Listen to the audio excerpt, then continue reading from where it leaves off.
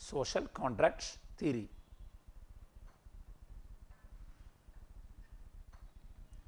According to Glaucon,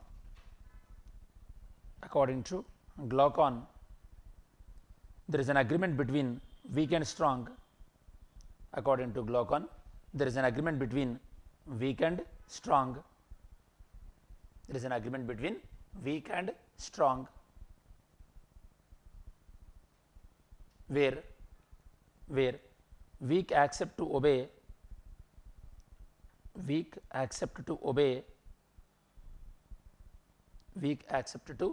the orders given by the strong.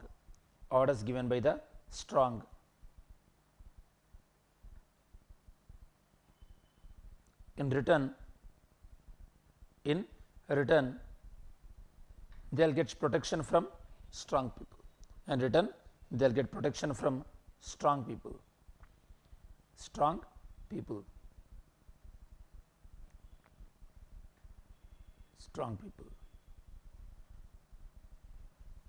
Take this heading: Plato's counter arguments.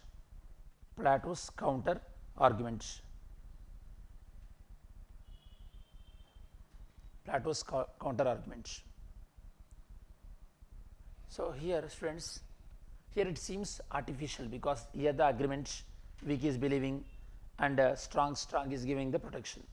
So social contract theory is always the artificial side.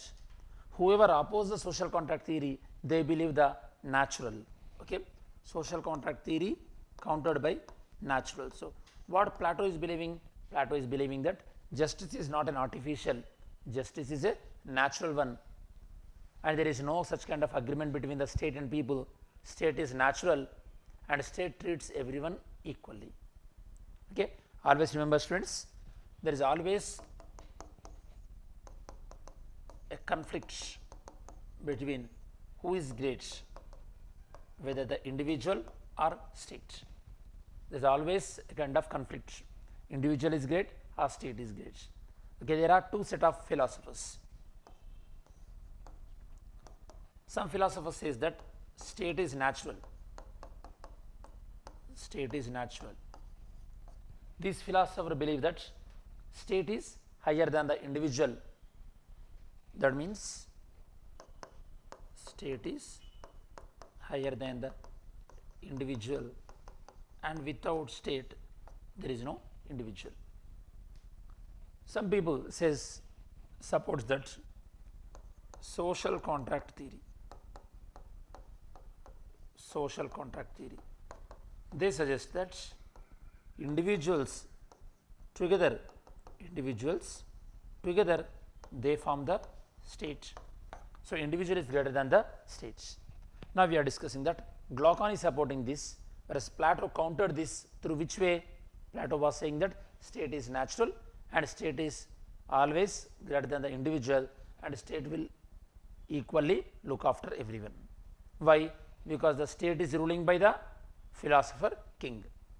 Philosopher king means educated one, and he was not having the property. In last class we discussed communism of property and family. So king is knowledgeable, king is not having property, king is not having family. That means don't you expect that he will treat everyone equally? Yes. And the king must be educated also. That we will discuss in the Plato theory of education. Okay, right. According to Plato,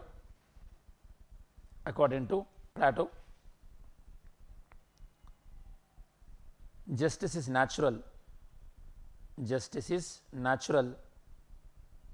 and not artificial. Justice is natural and not artificial. Next point. State is not artificial, it is natural. State is not artificial, it is natural. It's natural. Next point. Plato says that both strong and weak people require the state. Plato says that both strong and weak people require the state.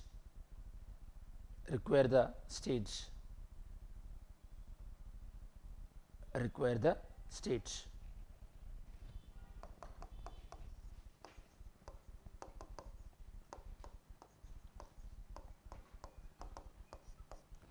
In Western philosophy, again there are two sets of philosophers are there according to their belief.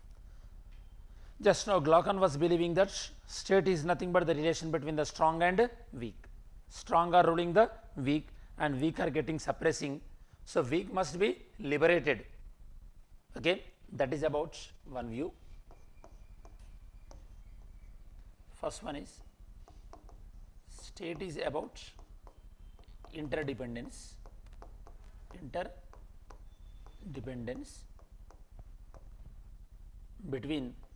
interdependence between the state and individual. Okay, individual depends on the state and state depends on the individual. This is the Plato version. Plato. And some other things that state is about state is the dominant over the people. Here state is strong, people are weak.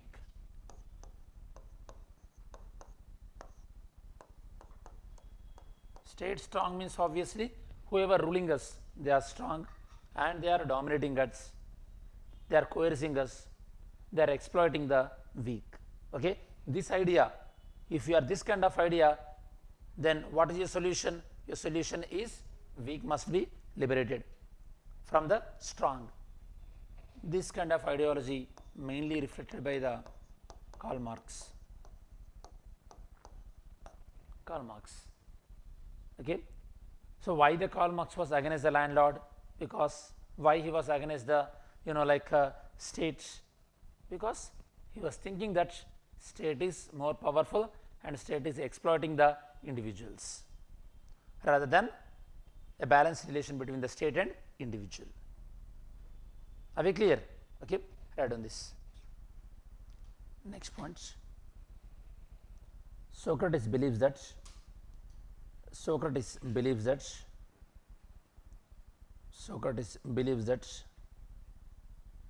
state as an interdependence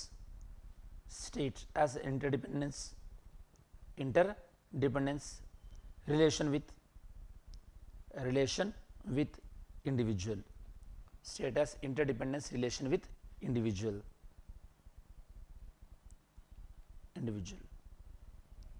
Next point. Generally state performs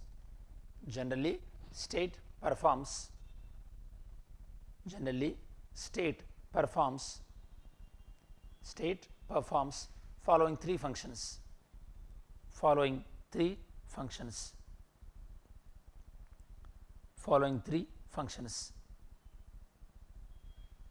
Okay. Number one, formulating laws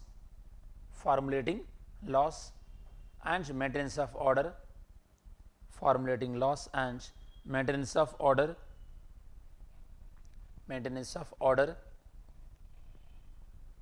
Second one, protection from external threats.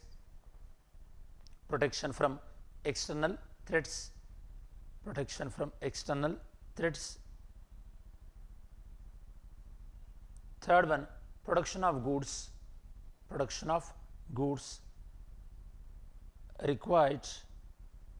required to lead a good life.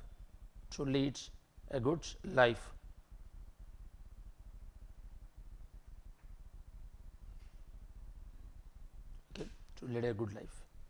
Next, according to Plato,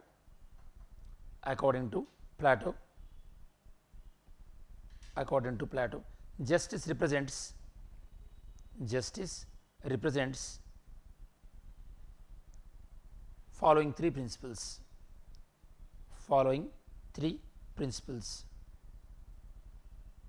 Number one, functional specialization.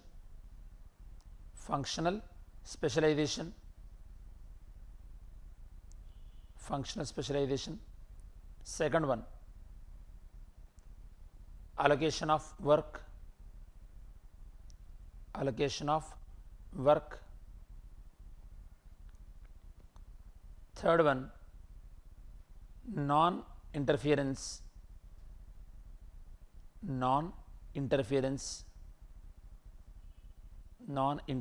of state excessively, non-interference of state excessively. Okay, students. So what does it mean here? Here Plato was saying that, okay, to get justice, Plato was saying that to get justice, obviously you require good life. Justice, end result is good life. Everyone should be happy. For that, Plato was suggesting that, okay, what you require for that? You require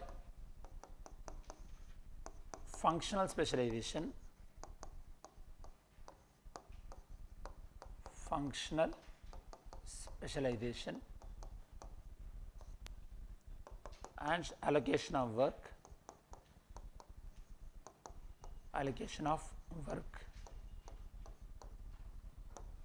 and no excess interference, no excess interference, no excess interference. What does that mean? For example, functional specialization, what Plato was saying that every individual, okay, that means every soul, they have their natural inclination towards something. For some individuals, naturally they are inclined towards the leadership. Some individuals are naturally good in production of goods, and some individuals are naturally good with the courage, brave, and all these things. So based on natural inclination, Plato was suggesting that,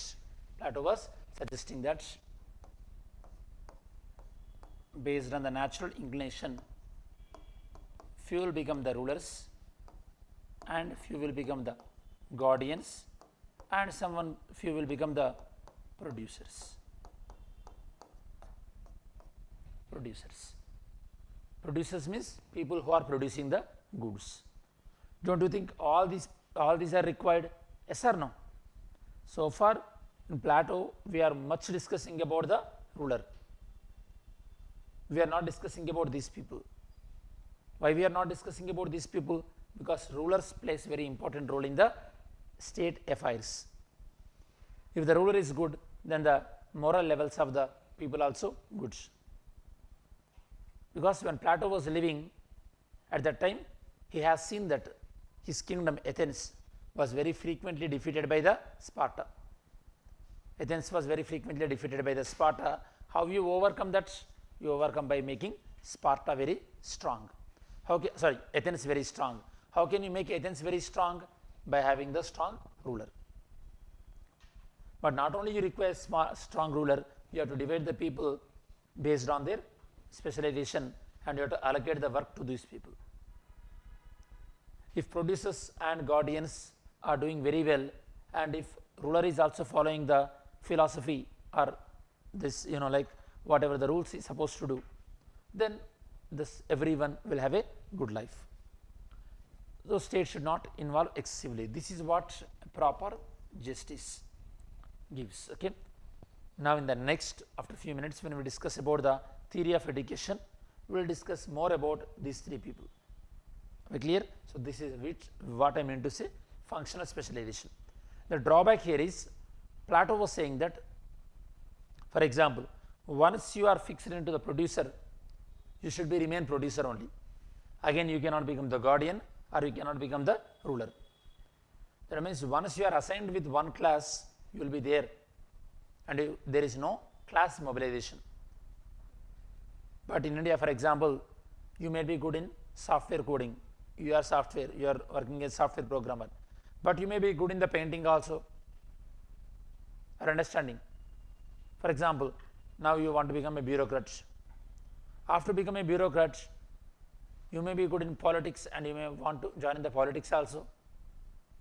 Of course, most of the times bureaucrats, okay, generally some of the people, they end up in the politics, but you may have that kind of interest. The Plato's one was so rigid. That is one of the very drawback of this, because at that time he was not expected this, because Plato, Socrates, this was all about when 2000 years back, 2200 years back. At that time, people did not expected the social mobility this much. Forget about that. For example, 100, 150 years back, when we are in 1920 or 1930, did you really expect that one caste person was doing the work of another one? No. Isn't it? We used to think that a person who is, like goldsmith, he'll restrict it to the goldsmith only, blacksmith only. Nowadays, the occupation is mobilizing a lot. Nowadays, if you have a money, people are going for the, like boutiques or, like any shop or saloon, even though you not belong to that particular caste. So this kind of mobilization was not expected by Plato at that time. So he was confining strictly the people towards the different rules. That is one of the drawback. We'll come to that anyhow. So these are some of the observations with Socrates and Glaucon conversation.